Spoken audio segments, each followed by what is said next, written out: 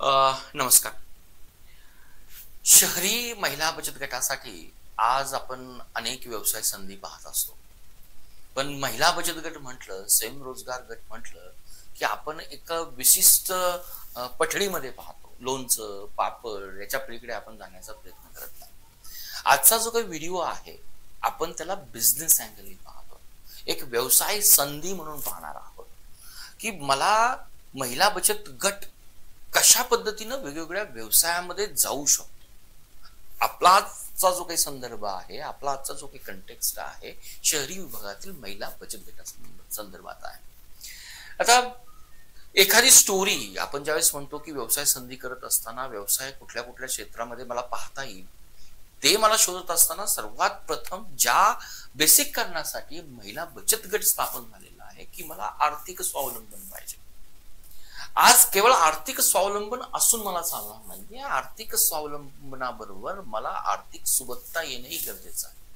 जर मला ती आर्थिक सुबत्ता यायची जर असेल, तर मला माझ्या महिला बचत गटाचे जे काही लघु उद्योग आहेत किंवा जे काही लघु उद्योग मी अपेक्षित आहेत, ते मला लघु उद्योग अपेक्षित करण्यासाठी मला कुठला व्यवसाय निवडता येईल, जेणेकरून आर्थिक स्वावलंबन माझा महिला बचत गट करतोयच, पण त्याच्या पलीकडे मला जर सुबत्ता आणायची जर असेल, तर माझ्या या छोट्याशा व्यवसायाला एक पारंपरिक न बनवता त्याला काही कॉर्पोरेटची व्हॅल्यू मला त्यात इन्व्हॉल्व करता आली पाहिजे.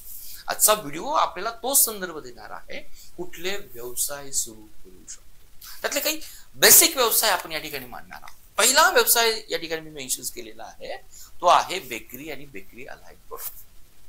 आज शहरामध्ये प्रत्येक ठिकाणी कुठेही तुम्ही जा, मुंबई, पुणे घ्या किंवा महाराष्ट्रातली महत्वाची शहरे घ्या, जशी जीवनशैली बदलत चालली तसा बेकरी आणि बेकरीवर आधारित प्रोडक्टकडे आपला ओढा जास्त. पण त्याचबरोबर आजचा हा वर्ग जो काही आहे ना, थोडासा हेल्थ कॉन्शियस बनलेला आहे. जर बेकरी व्यवसायाला महिला बचत गटाने, जसं आपण म्हटलं जातं 2023 वर्ष हे मिलेट वर्ष साजरं केलं जातं, कदाचित बेकरीमध्ये केवळ मैदा आणि खूप कमी वेळात गहू वापरला जातो. याला जर बेकरी व्यवसाय, माझा महिला बचत गटाचा व्यवसाय जर काही अल्टरनेटिव्ह देत असेल, जर त्याच्यामध्ये काही व्हायटामिन्स असेल, विटामिन्स असेल, काही पोषक तत्व घालून जर वेगवेगळी अल्टरनेटिव्ह प्रोव्हाइड जर करत असेल, तर डेफिनेटली बेकरी व्यवसाय त्याचबरोबर असणारा अलाइड स्नॅक्स उत्पादन, जो मला मैदा आणि गव्हाच्या पलीकडे जाऊन एक पौष्टिकता देण्याचा प्रयत्न करेल. त्या पद्धतीनं महिला बचत गटानं जो काही आपला की सेलिंग पॉइंट आहे, त्या की सेलिंग पॉइंटवर आपल्याला फोकस करणं जरूर गरज आहे. का हा व्यवसाय निवडावा? असा व्यवसाय निवडावा की ज्या व्यवसायाला, त्यातील प्रोडक्टला, त्यातील सेवेला दररोज मागणी असावी. हा जो काही बेकरी आणि स्नॅक्स उत्पादन प्रोडक्ट आहे, मी अगदी माझ्या छोट्याशा जागेमध्ये सुरुवात करू शकते, प्रोव्हाइडेड मला त्या पद्धतीचं प्रशिक्षण मिळणं गरजेचं आहे. हा आपण पहिला व्यवसाय सांगितला, त्याची गरज सांगितली आणि त्याची वाढती मागणी सांगितली आणि कंडिशन सांगितली. आपल्याला योग्य ते प्रशिक्षण या व्यवसायासाठी हवं आहे. दुसरा व्यवसाय जर मी निवडला, तर या ठिकाणी आपल्याला काही पेपरच्या वस्तू दिसतात, खूप सजवलेल्या वस्तू दिसतात, ज्याला आपण पेपरच्या वस्तू, केवळ पेपरच्या वस्तू म्हणणार नाही आहे, सजावटीचं सामान असं म्हणणार आहोत. की खरंच एखाद्या महिला गटामध्ये समविचारी महिला एक सृजनशील असतील, कलात्मक असतील, काहीतरी कलेचं त्यांना आवड असते, सर्वात महत्वाची आवड असणं गरजेचं. जर त्या पद्धतीची आवड असेल तर काम करण्याला वेग येतो.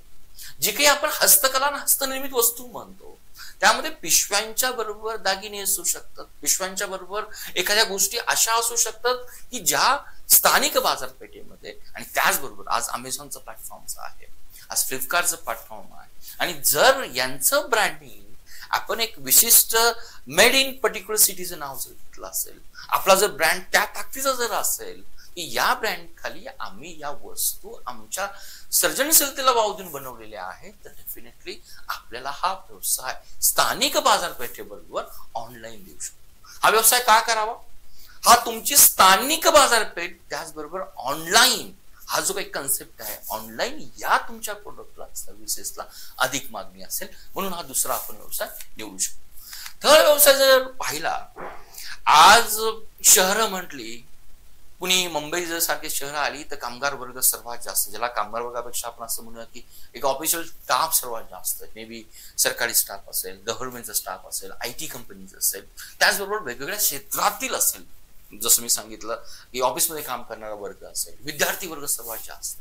आणि आजही काही वर्ग असा असतो की त्याला घरच्या हातानं, म्हणजे घरचं ज्याला जेवण म्हटलं जातं, जे पौष्टिक जेवण म्हटलं जातं, जे निरोगी जेवण म्हटलं जातं, ज्याच्यामध्ये पौष्टिक तत्व म्हटली जातात, त्यांचा प्रभाव असलेली अन्न घटक विमा.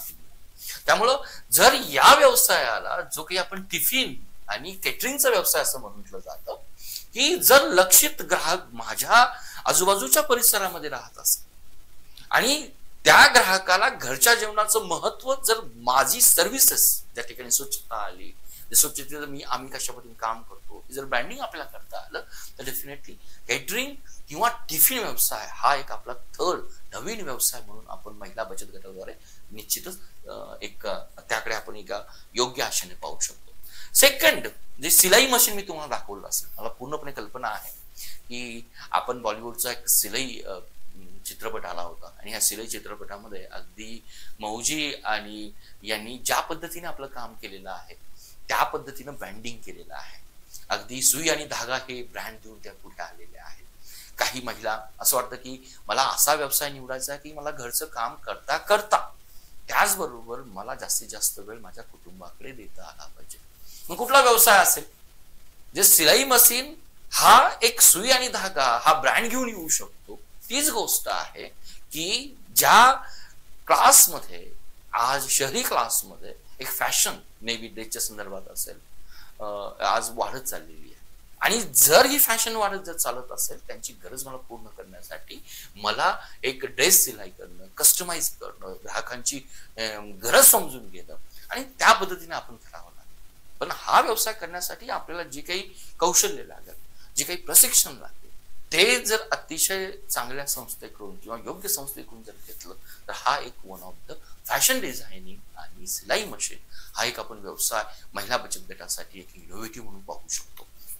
नेक्स्ट, जसं मी तुम्हाला सांगितलं की फॅशन डिझायनिंगची क्रेज आहे, तसंच अगदी छोटे छोटे समारंभ असतील, मे बी बर्थडे पार्टीज असेल, लग्न समारंभ असेल, सोसायटीचे कार्यक्रम असतील किंवा गणपती महोत्सव असेल, किती जरी नाही म्हटलं तर सौंदर्याची क्रेज ही शहरी भागामध्ये वाढत चाललेली आहे. आणि आजही ज्या पद्धतीने ब्युटी पार्लर वाढत आहे, त्या ब्युटी पार्लर्स मध्ये आपल्याला एक प्रशिक्षित महिलांची गरज आहे. हा एक आपण अल्टरनेटिव्ह ठेवू शकतो. आपला महिला बचत गट अशा ब्युटी पार्लरला आपल्या महिला जेव्हा जेव्हा गरज पडेल प्रशिक्षित महिला देऊ शकतात. किंवा जर आपल्या महिला बचत गटाचं एका ठिकाणी एक व्यवस्थित फॅशनेबल असेल, ज्याला आपण म्हटलं जातं मोर प्रोफेशनल वेनी केलेलं एक ब्युटी सेंटर असेल, तर येणाऱ्या कालावधीमध्ये आपण बाकीच्या महिलांना देखील या ठिकाणी प्रशिक्षण देऊ शकतो. त्यामुळं हे ब्युटी पार्लर आणि मेकअप सेवा ज्याच्यामध्ये वेगवेगळे पार्ट येतात, पण कदाचित महिला बचत गट सुरुवात करू शकतात का, हा जो काही क्वेश्चनेबल होता, हाही एक व्यवसाय म्हणून महिला बचत गट स्टार्ट करू शकतात.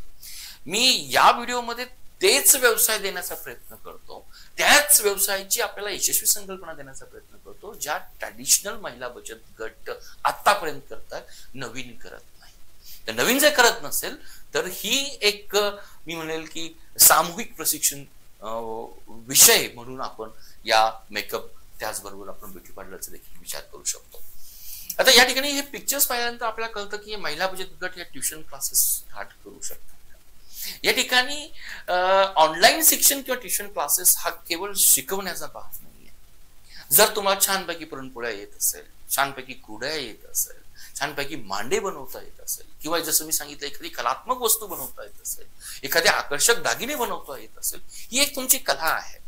आणि या कलेचं प्रशिक्षण महिला बचत गटाद्वारे वेगवेगळ्या सोसायटीमध्ये जाऊन तुम्ही एक दिवसीय कार्यशाळा म्हणा किंवा काही 2 तासाचे वर्कशॉप म्हणा हे तुम्ही ऑर्गनाइज करू शकता. किंवा या ठिकाणी केवळ ऑनलाईन शिक्षण आणि ट्युशन क्लासेस मध्ये 10वी 8वी 9वी च्या मुलांना त्यांची अभ्यासक्रम शिकवणं हा त्याचा अंतर्भाव नाही. खूप कमीत कमी महिला बचत गट ह्यासारख्या नवीन व्यवसायामध्ये अजूनही मी म्हणेल की अजूनही मला असे कुठली काही उदाहरण दिसत नाहीये.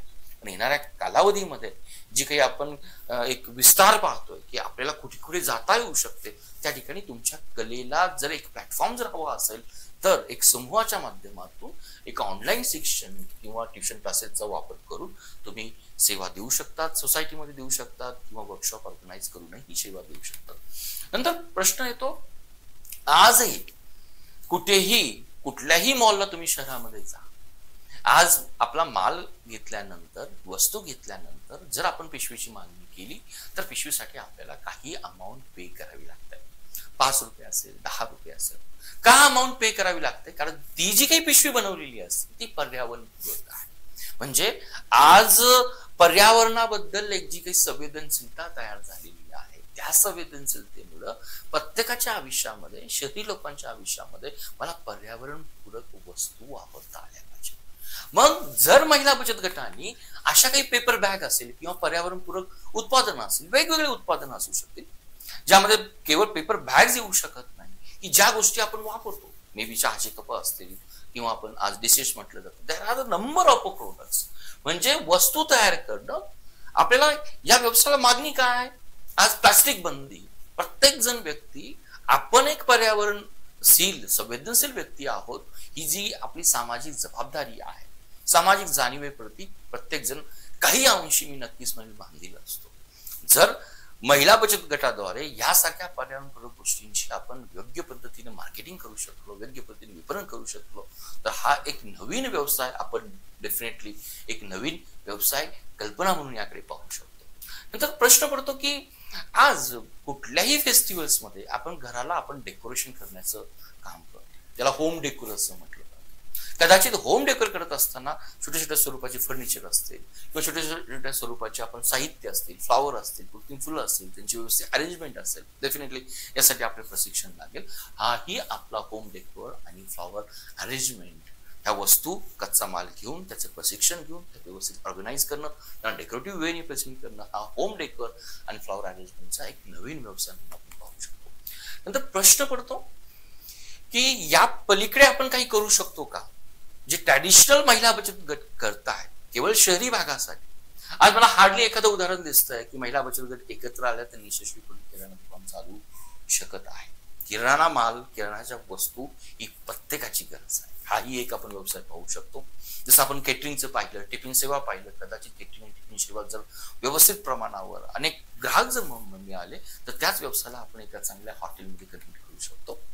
आज खूप कमी ठिकाणी उन्हाळा आला की ऑलमोस्ट आज प्रत्येक शहरामध्ये रसवंती ग्रह आहे, आणि रसवंती ग्रह जो काही नॅचरल आपण म्हणतो की नेचरच्या सहवासात राहतो. प्रत्येक जण उन्हाळ्यामध्ये, अगदी काही जण हिवाळ्यामध्ये, पावसाळ्यामध्ये हे रसवंती ग्रहामध्ये जातात.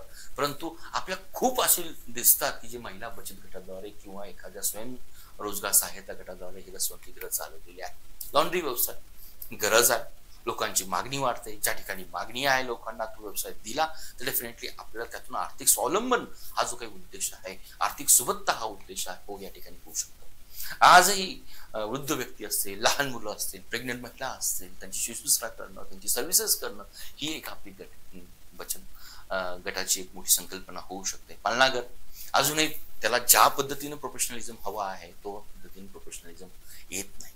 आपली जी काही संकल्पना होती की कुठले व्यवसाय आपण शहरी महिला बचत गटासाठी देऊ शकतो, त्यातल्या ह्या संकल्पना. पण आता काहींचं म्हणणं असतं की असे काही व्यवसाय सुचवा की ज्याद्वारे आम्हाला आमचं ऑलरेडी एक्झिस्टिंग आहे, आम्हाला त्या व्यवसायाला वेग घ्यायचा आहे. जर वेग घ्यायचा जर असेल, तर स्पीड जर घ्यायचा असेल तर आपल्याला काय हवं? तर आपल्याला आधुनिक मशिनरीजद्वारे हवं. मग आधुनिक मशिनरीद्वारे कुठल्या वस्तू तयार करता येऊ शकतात? फॉर एक्झाम्पल सेवाय मशीन आपण पाहिलं. दुसरं एक्झाम्पल आपण पाहिलं, जे काही डाळ येते, मिनी डाळ येते, जो काही रॉ मटेरियल्स येतो त्याचं भरड करून त्याची डाळ बनवणं, पॅकिंग करणं, त्याचं स्टोरेज करणं, त्याची मार्केटिंग करणं. नेक्स्ट येतं चटणी खांडपेंड. आज प्रत्येकाच्या आहारामध्ये, हॉटेलमध्ये जे रिक्वायरमेंट दिली जाते, या ठिकाणी वेगवेगळ्या चटण्या दिल्या जातात. जसं सोलापूरची चटणी म्हटलं जातं, एक फेमस ब्रँड आहे आज सिटीमध्ये चालणारा. आज जवसाची चटणी खूप कमी लोक तिला आहारामध्ये सेवन करतात, पण त्या चटणीचं किंवा वेगवेगळ्या चटणीचं, कारळ्याची चटणी यांचं व्यवस्थित मार्केटिंग झालं तर डेफिनेटली येणाऱ्या कालावधीमध्ये त्यांची मागणी ही वाढत जाणार आहे. सण म्हटलं की गोडपणा आला, गोडपणा आला का खवा आला, खवा बनवण्याचं मशीन झालं.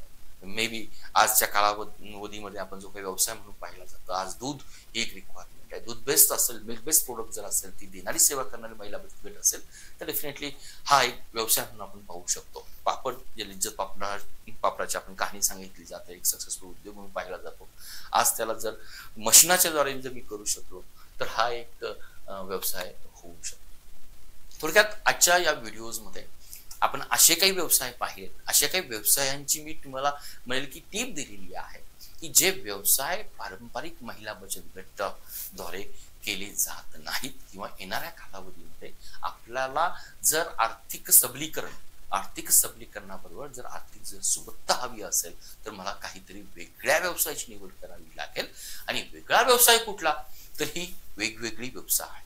परंतु हा व्यवसाय निवड करत असताना एक्झॅक्टली कुठला व्यवसाय निवडावा, कुठले फॅक्टर्स किंवा कुठले आयाम मी पर्टिक्युलरली लक्षात ठेवावे, याचा जर मला भेद जाणायचा असेल तर डेफिनेटली आपला जो काही येणारा दुसरा व्हिडिओ आहे त्या व्हिडिओमध्ये आपण याचा पूर्णपणे सारांश देणार आहोत. यापैकी कुठला व्यवसाय निवडावा, कुठला व्यवसाय निवडू नये. धन्यवाद.